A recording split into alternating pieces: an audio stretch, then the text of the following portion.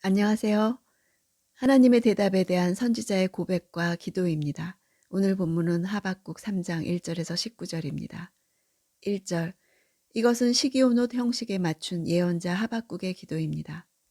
시기온옷은 여러 가지 해석이 있지만 여기서 볼 때 시가연의 복수형으로 열광적인 노래를 뜻하는 음악 용어입니다.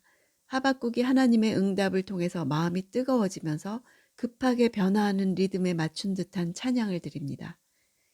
2절. 오 여호와여, 나는 주의 명성을 듣고 두려웠습니다. 오 여호와여, 주께서 하신 일을 이 시대에 다시 새롭게 하셔서 이 시대에 알려지게 하소서. 진노 가운데서도 자비를 기억하소서. 주의 명성은 주께서 하신 일을 통해서 얻어지신 것입니다. 주께서 하신 일은 바로 옛날 이스라엘 백성들을 이집트 땅에서 구원해내신 구속사를 가리킵니다. 그 일은 이 시대에도 나타내어 주셔야 한다는 것입니다. 새롭게 하시다. 하박국이 바란 부흥은 다시 살린다는 수동태의 뜻이 있습니다. 죽었던 것을 다시 소성케 하는 것을 의미합니다. 주께서 하신 일을 다시 새롭게 하시라는 것은 심판의 역사를 말하는 것입니다. 3절. 하나님께서는 대만에서 오셨으며 거룩하신 분은 바란산에서 오셨습니다. 셀라. 그분의 영광이 하늘을 덮고 땅에는 그분께 대한 찬송이 가득합니다. 심판주로 오시는 하나님의 영광과 권능을 찬양합니다. 대만과 바란산은 시내산과 관련된 장소인 듯 합니다. 시내산은 이스라엘 백성과 언약 관계를 맺은 곳이죠. 하나님이 임재하신 거룩한 장소였습니다. 시내산을 상징하는 곳에서 오신다는 것은 선민과의 언약과 하나님의 임재를 상징하는 표현입니다. 자기 백성을 압제한 바벨론을 심판하시는 사건이 제2의 출애굽과 같은 사건임을 나타내는 것입니다. 다 현재형으로 미래에 일어날 일을 생생하게 드러내는 효과를 내고 있습니다. 6절. 그분께서 멈춰 땅을 측량하시며 그분께서 바라보니 나라들이 떱니다. 영원히 변치 않는 산들이 무너지고 오랜 세월을 거친 언덕들이 무너져 버립니다. 그분께서 하시는 일들만이 영원합니다. 인간 역사에 대한 하나님의 개입, 즉 구속사를 진행시키기 위한 하나님의 강력한 개입을 나타내고 있습니다. 산들, 언덕들은 영원히 계속될 것처럼 보이는 세상 나라들과 그 권력을 상징합니다. 8절. 주께서 주의 말들을 타시고 주의 승리의 전차를 타시니 오 여호와여, 주께서 시내들에게 화를 내셨습니까? 아니면 강들에게 진노하신 것입니까? 그것도 아니면 바다에 분노하신 것입니까? 하나님께서 바다와 싸우시는 모습이 출애굽의 절정이지요. 홍해를 갈랐고 다시 요단강을 갈라 가나안 땅의 정복 역사가 시작되었습니다. 이제 다시 주님께서 선민을 대적하고 압제하는 나라들에 분노하시고 벌하시면서 구원사를 새롭게 시작하실 것입니다. 10절. 산들이 주를 보고 뒤틀리고 억수 같은 물이 휩쓸며 내려갑니다. 깊은 바다가 소리를 높이고 물줄기는 힘있게 높이 치솟습니다. 의인법을 사용해서 하나님의 전능하심을 드러내고 있습니다. 뒤틀린다는 것은 산모가 아이를 낳을 때 고통 가운데 온몸을 뒤트는 모습입니다. 옛날에 주님께서 시내산에 나타나실 때 온 산이 흔들렸죠. 홍해가 하나님의 권능 앞에 갈라지고 요단강이 갈라진 사건을 연상케 합니다. 12절 13절. 주께서는 진노로 땅을 점령하셨고 분노로 민족들을 짓밟으셨습니다. 주께서는 주의 백성을 구원하시려고 주의 기름 부음 받은 사람을 구원하시려고 나오셨습니다.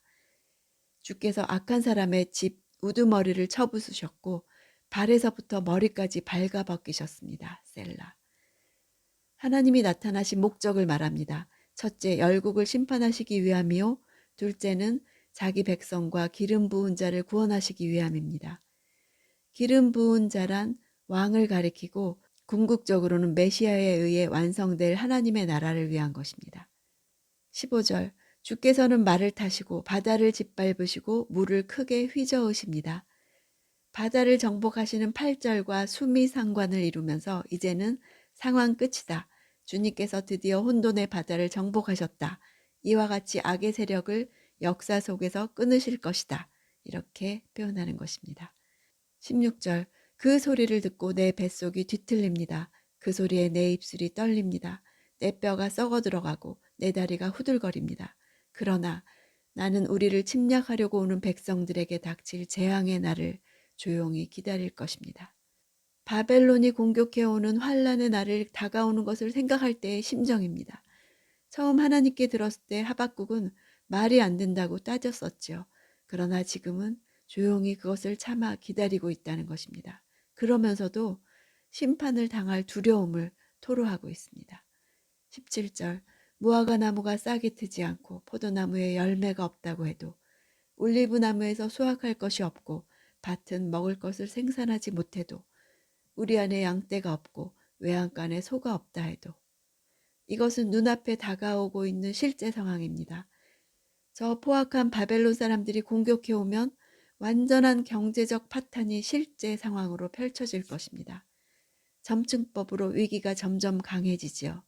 비장한 신앙의 결단의 선언입니다.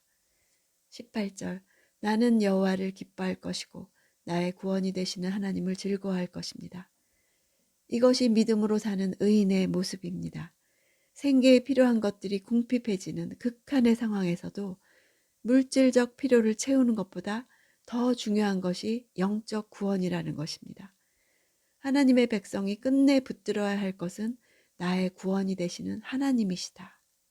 하나님만 함께 하신다면 나는 하나님을 인하여 기뻐하겠다고 1인칭 연장형으로 말한 것은 자기 의지를 나타내는 것입니다. 의지적으로 즐거워하고 의지적으로 기뻐할 것을 결단한 것입니다. 가장 절망적이고 처절한 상황 속에서 주님에 대한 확실한 고백이 나오고 있습니다.